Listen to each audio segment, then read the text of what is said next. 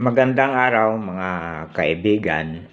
Linggo na naman at ipagpatuloy natin ang ating talakayan tungkol sa Biblia. Finally, the journey which led the chosen people to the promised land came to an end. Following the advice of the creators, they destroyed the idols of the local primitive people and took over their territories. Ito na ngayon, narating na nila ang promised land at itinuro sa kanila ng Diyos o ng Creator na ito na ang ipinramis na lupain ko sa inyo, kaya dito na kayo. Meron ng mga tao, iyon nga yung mga Palestino. So, sabi ng Creator ay kunin nyo ang teritoryo na yan. I-embed nyo sila. Girahin nyo. Paalisin. And then, you will destroy all their melted metal statues and you will possess the country. Ayun. Kailangan kayo na possess the country. Iyan ang nakalagay sa Numbers 33, 52 hanggang 53. So, iyon yung Israel ngayon sa modern times. Ito yung Israel na promised land na dati nang may nakatira ng mga Palestino na itinuro ng Diyos, girahin nyo sila, paalisin at kayo na ang manirahan dyan. So, siyempre ay may resistance ang mga Palestine. So, hindi na natapos ang gira. Lagi na lang may gira.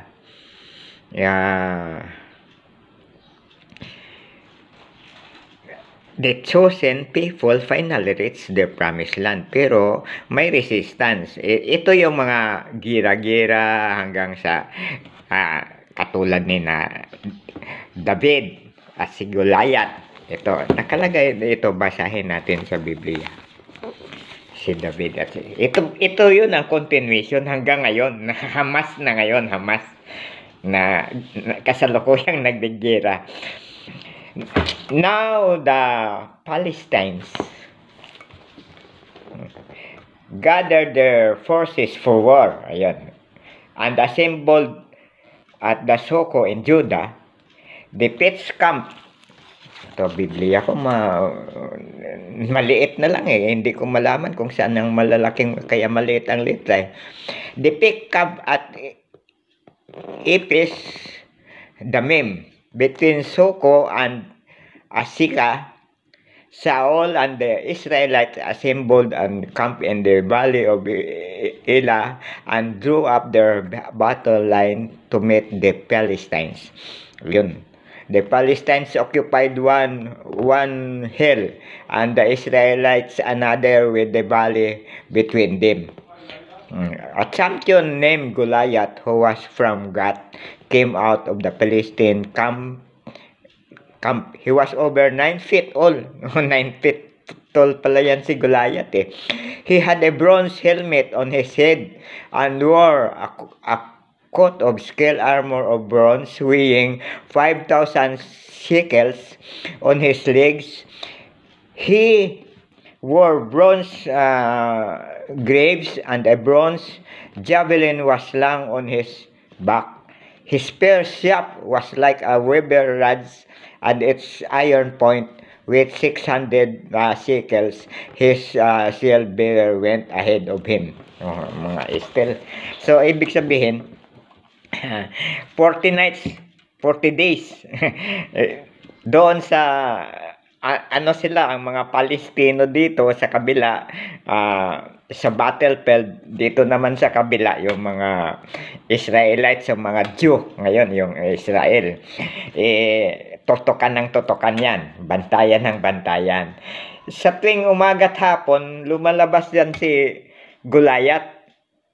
Kapag lumalabas si Goliath, naghahamon, sinong matapang sa inyo? At one-on-one, ganyan. So, pag takbuhan yung mga tatakot, yung mga Jew, mga Israeli. Natatakot, takbuhan sila kasi kahit sibatin nila, pag sinibat o kung ano man, pinana, hindi naman natatablan. Kasi ano yun, may metal So, isang araw, ito si David, ano yan, pumupunta-punta yan sa palasyo. Tinutugtugan niya si King Saul. Si King Saul ang kauna-unahang hari ng mga Hudyo sa Biblia. Yan. Ini-entertain niya si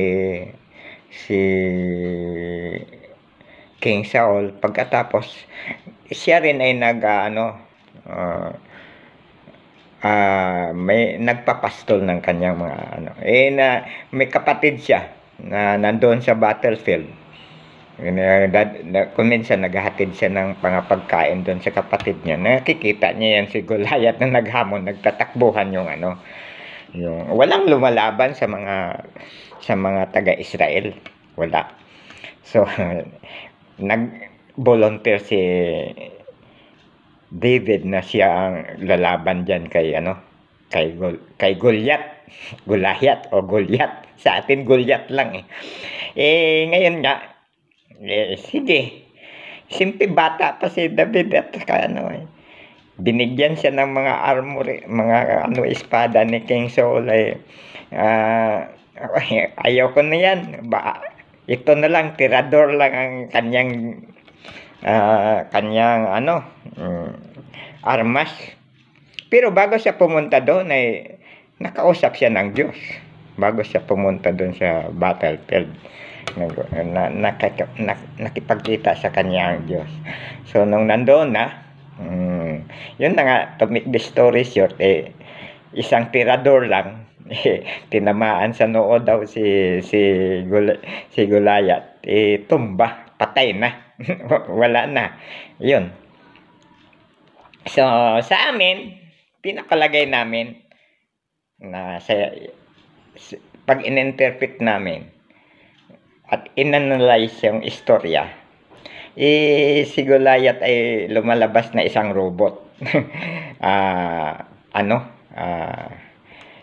Mechanical robot na ngayon. Parang messenger kaya nga nung inano siya, tinirador sa noo, tinamaan yung switch off, tumba, patay na, di na gumalaw, na switch off yun. Actually, si David talagang ginugroom ng creator o ng Diyos na maging hari. Kasi yung Diyos na iinis na kay King Saul. Kahit ang Diyos ang nagturo na si King Saul ang magiging tinuro kay Samuel, yan ang magiging king, i-anoint mo. Ngayon, nung una ayaw pa nga ni Saul. Kasi maganda ang bearing ni Saul, mataas na lalaki, magandang lalaki. Kailangan ang king may bearing para pagtindig niyang ganyan.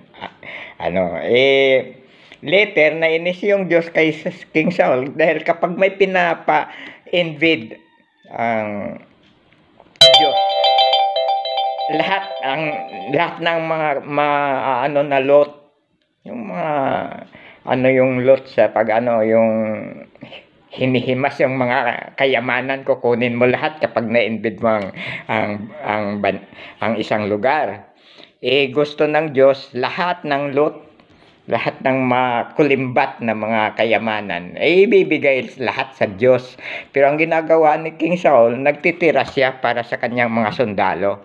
2/3 lamang ang binibigay niya doon, binibigay sa Diyos. Yung 1/3 binigay niya sa mga sundalo. Siyempre yun naman ang nagtrabaho, di ba? Pero gusto ng Diyos lahat ng mga nakulimbat ibibigay, ihahandog sa Diyos. Kaya hindi nga ginagawa ni Saul, kaya nainis na yung Diyos, papalitan na siya. Hindi naman sa direct na papalitan, dadaanin sa isang pangyayari na parang kudita. Ayan. O dahil doon napatay ni David si Goliath, naging sikat si Goliath sa mga soldiers, sa mga sundalo. Tumataas na ang kanyang popularity rating. And the rest, yun na, kung babasahin mo ang Biblia, nag-away-away na sila ni King Saul. Marami na ring sundalong na dala si David, pero ang nagliligtas lagi kay King Saul si Jonathan kay David. Si Jonathan yun ay anak ni King Saul na bakla. Kaya may gusto kay David. Kaya laging kapag inaatake lahat ng mga plan ni King Saul kung paano hulihin o patayin si David, binubulong pinapaalam ni Jonathan kay David. Kasi nga may gusto si Jonathan kay David. So noon pa man meron ng LGBT kami.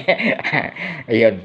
Noon, hindi lang sinasabi sa Biblia, pero kung babasahin nyo kayo kung nakikinig sa akin at basahin nyo ng buong buo yung istorya, mababasa mo yan. Dito yan nakalagay sa Samuel, sa Ruth.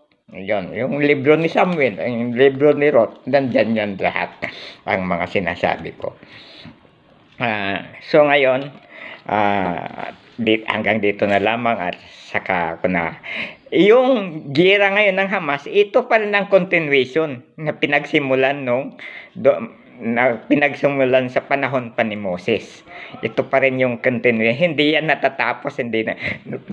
Noong 1974, mas grabe rin ang gira. Nagkaroon pa ng mga oil embargo na wala yung mga siyempre yung mga kasing edad ko alam ng ang mga noon kung bakit nawalan ng gasolina. Kaya naman ang naging effect, nag-aral ng mga scientist kung ng isang alternative para sa gasolina. Yun mga na-invento, mga alcogas, hanggang ngayon may mga electric na electric car, may tubig yung tubig, ang isang Pilipino nga nag-invention, tubig lang ang gatong sa kotse. Yun. Pero hindi pa, mayroon na talaga, pero hindi pa ginagawang commercial. Pa lang, dinidisplay pa lang para pero hindi pa commercial. Kasi kung gagawin ng commercial yan at mag-change na lahat, pati yung mga halaman na tuba-tuba, yun, pwede pa lang energy yan para sa mga kotse.